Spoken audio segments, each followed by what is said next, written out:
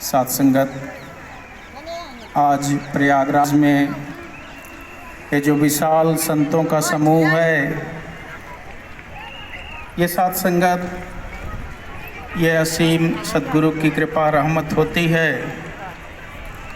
और इसी के बारे में आज से लगभग 500 साल पहले गोस्वामी तुलसीदास जी ने लिखा कि सुनि समुझहि जन मुदित मन, मज्जहि अति अनुराग, लहहि चार फल अछत तन, साधु समाज प्रयाग। ये जो संतों का समूह है, ये जो संतों का। हेलो दोस्तों, आप सभी को मेरा नमस्कार। आज हम फिर एक नए ब्लॉग के साथ आप लोगों के सामने प्रस्तुत हैं, जो प्रयागराज का निरंकारी 44वां संत समागम है। 44th संत समागम यूपी प्रयागराज। दोस्तों, इस ब्लॉग में देखिएगा, आपको बहुत मज़ा आएगा। अंत तक देखिएगा, इसको बहुत अच्छा ब्लॉग है ये। इसमें आपको अच्छी बातें सुनने और देखने को मिलेंगी। तो इसमें ज़्यादा बातें तो नहीं करेंगे, आपको वीडियो पूरा देखिएगा, उसमें आपको पता चलेगा। ये जो संत समागम लगा हुआ है, ये प्रयागराज के जो संगम तट का मैदान है, वहीं चुंगी के बाद जो मैदान शुरू होता है, वहीं पे लगा हुआ है। दोस्तों, आप लोग वीडियो में पूरा बने रहिएगा, इसको पूरा देखिएगा।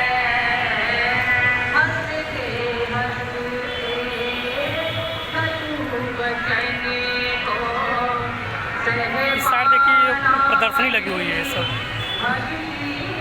और ये मेन गेट है, एंट्री गेट। देखिए बहुत अच्छा से सजाया गया है।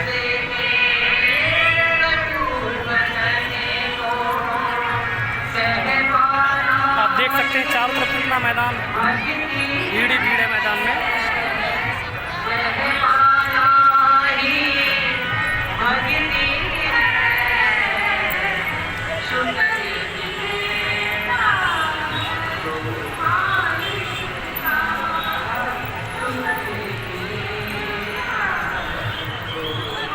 एक मन हर समय भक्तों का शीतल रहता है। एक मन में ये सुकून, चैन, सहजता, स्थिरता हर किसी के मन में होती है। तो परिस्थिति उसका असर एक नहीं छोड़ पाती। हर समय आनंद की अवस्था में ही भक्त रहते हैं, क्योंकि जब मन इस परमात्मा को देखकर ब्रह्म ज्ञान से ये निराकार के हर समय एहसास में रहता है, तो एक जीवन में फिर वो स्थिरता आनी एक बहुत ही स्वाभाविक हो जाती है। कैसे आज भी और पिछले 2 रोज से ये जो संदेश दिया, ये कोई सिर्फ कान रस नहीं था कि कोई भजन एक म्यूजिक की वजह से या कोई ताल ऐसी की तालियां साथ दे रही, पर ये चाहे स्पीच थी, एक कविता रूप था, एक भजन रूप था, एक संदेश तो यही कि अपने जीवन को जीते जी संवार लो। जीवन में इस परमात्मा की प्राप्ति से अपना कल्याण कर लो, और यही एक जीते जी भी फायदे का सौदा है। यही राम रतन धन है, जो दुनियावी हर वस्तु के आगे फिर इसकी अमूल तो इतना ऊंचा कि किसी की तुलना साथ नहीं हो सकती। तो ऐसा जीवन भक्त हमेशा जीते जाते हैं। तो हर कोई इस दातार से जुड़कर ऐसे रहे कि ये जीवन जीने का एक जागकर चेतनता का बात है। जैसे कहा भी गया है, उठ जाग मुसाफिर भोर भई, अब रैन कहाँ जो सोवत है। कि ये रोशनी, ये दिन का समय जागने का होता है। एक अगर रात में भी सोते रहे, दिन में भी, तो वो समय निकल गया। उसी तरह ये दुनिया, ये जीवन हमारा जीते गए, पर दुनियावी चीज़ों से जुड़कर इस परमात्मा से नहीं, तो फिर एक जीवन भी एक घाटे का सौदा हो गया, जीवन व्यर्थ हो गया। तो कैसे अपने जीवन में हर चीज जब इस परमात्मा के दर्शन करके, इसको रूबरू आमने सामने हर पल में हाजिर नाजिर देख के जीवन जिया जाता है, तो ही एक भक्तिमय जीवन होता है।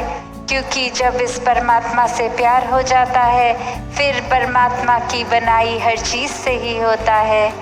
तो ये 2 दिवसीय समागम में जहाँ संगत ने भी इतनी सेवा करी, कुछ आ पाए और कुछ नहीं भी आ पाए, तो जिस रूप में भी, चाहे अपने घरों में ही हैं, किसी कारणवश नहीं भी आ पाए, तो भी ये भक्ति भाव उनका मुबारक।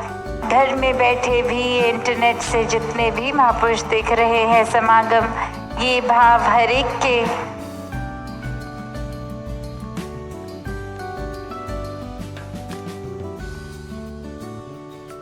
और वही भाव कि चाहे ये घड़ियां मिली जितनी भी सत्संग के लिए, ये घड़ियां मुबारक हैं। चाहे समय तो और देर का था, पर वो मौसम के कारण भी अब दासी अपनी वाणी को विराम देगी कि आप सबको असुविधा ना हो।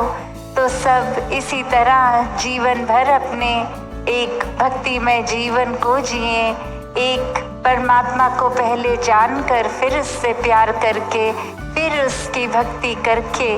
तो ये जो उससे इसकी दूरी है कि वो भगवान नहीं, वो परमात्मा नहीं, ये परमात्मा, ये निराकार, तो ये जो दूरी है, ये जीते जी ये फासला तय कर ले। एक दूर नहीं, ये इतना निकट है। वो पहचान जब हो जाएगी तो प्रेमा भक्ति की शुरुआत जीवन में हो जाएगी। ऐसी ही भक्ति करते चले जाएं, सेवा सुमिरन सत्संग करते जाए, इस निराकार को हर समय अपने एक एहसास में बसाते चले जाएं। साथ संगत जी, धन निरंकार जी।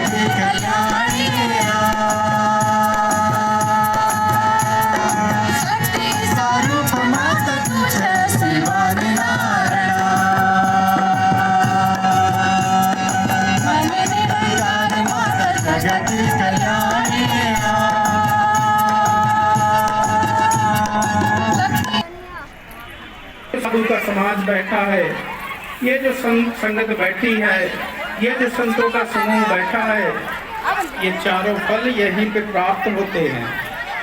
सत्संगत इसी को संगम का और प्राप्त करो, तब तक न रुको जब तक तुम्हें लक्ष्य की प्राप्ति न हो।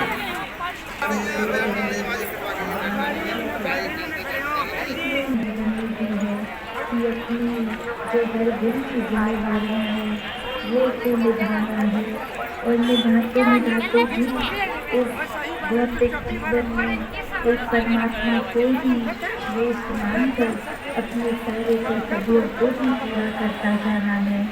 क्योंकि भक्ति तो भक्त में ही रहकर होती है। ये भक्ति